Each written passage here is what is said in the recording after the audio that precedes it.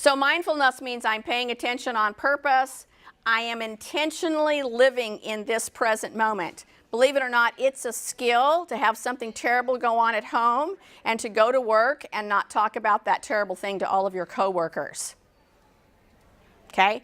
People that, again, have to be continually validated, again, emotionally tend to suck again, all of the energy from the room. And there's many, many ways to actually help shield yourself so that you don't take on that energy. But believe it or not, it's an actual skill to press your lips together and not share with everyone in, again, your vicinity. Tolerance means in this particular moment, I'm unable to fix a particular problem.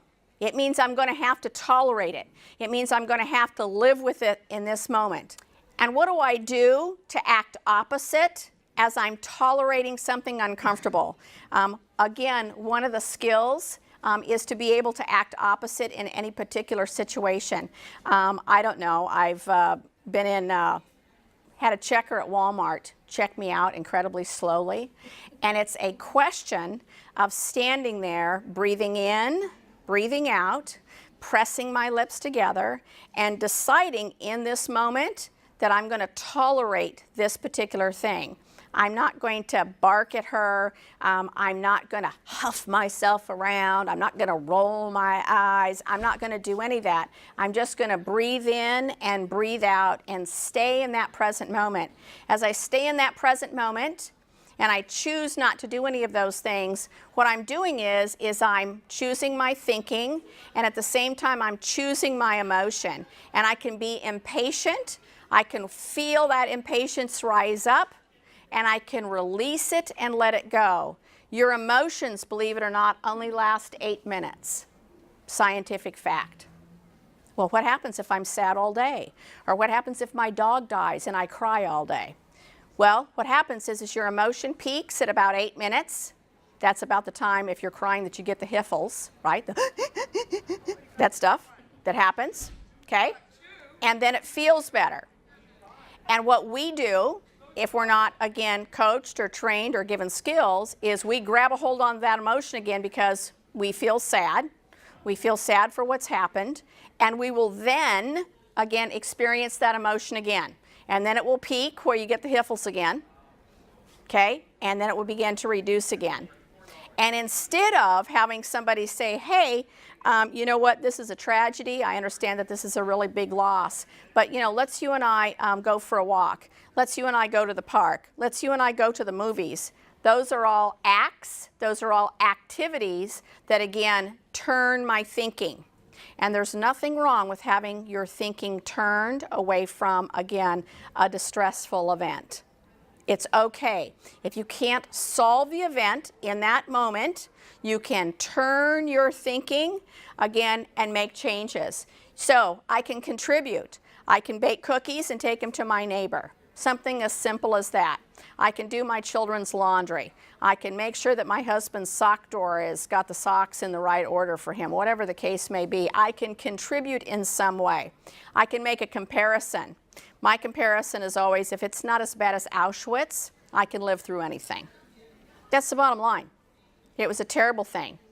So again, I can look at those types of comparisons, and then I can begin counting my blessings. It doesn't matter what situation I'm in. If I'm alive and I'm breathing and I'm doing relatively okay, and I've got clothes and I've got some kind of food and a little bit of shelter, I'm really doing quite well. In fact, I'm doing better than about 80% of the rest of the people on the planet. So I need to, again, continually attempt to feel blessed, if nothing else.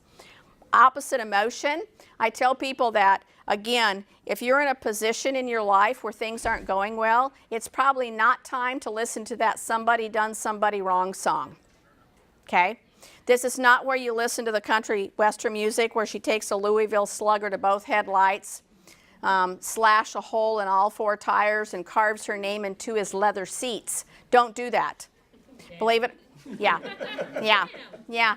I want you to know, I really do have 20-year-old clients that I have to remind those are acts of violence, and we don't do those. Karmically, it's bad. It's bad energy. There's all kinds of bad things, and it continues to create a cycle of suffering. People that live in drama, One dramatic event after another, whether again they don't pay their rent, they don't take care of their kids, they don't go to work on time, they again have a problem with their job, they have a problem with again their spouses, the people that they work with. Their entire life is in chaos and in drama. I guarantee you they do not have a skill set to fix that. So again, this is part of that skill set. What happens in your life is that you become either willing or unwilling. And willingness just means that I've decided that I don't have to be right all of the time.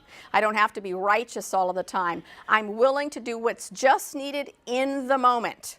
Now, I can change my mind 10 minutes later if it doesn't work, but in the moment, I'm just going to participate in life and be willing. As I do this, I have to remember that again, hungry, angry, lonely, tired. This body is a temple.